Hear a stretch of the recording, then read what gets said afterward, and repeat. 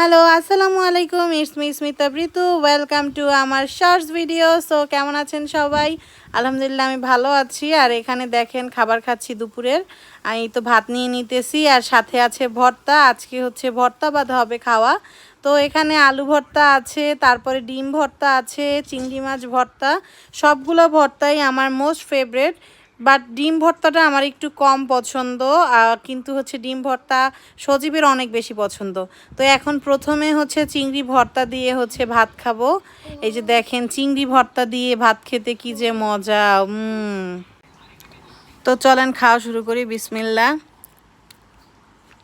এরপরে এই তো আর একটু হচ্ছে আমি নিয়ে নিলাম চিংড়ি ভর্তা, আবারও চিংড়ি ভর্তা দিয়ে খাইতেছি। অনেক মজা হয়েছে কিন্তু আমার চিংড়ি ভর্তাটা। যদিও শিলপাটায় বাটলে আরও বেশি হয়তো মজা হতো, বাট এখন তো আর সেটা করা যায় না। ব্লেন্ডারে করেছি কিন্তু চিংড়ি ভর্তাটা। আর এই তো এখন ডিম ভর্তা খাচ্ছি গাইজ, এটাও অনেক টেস্টি ছিল।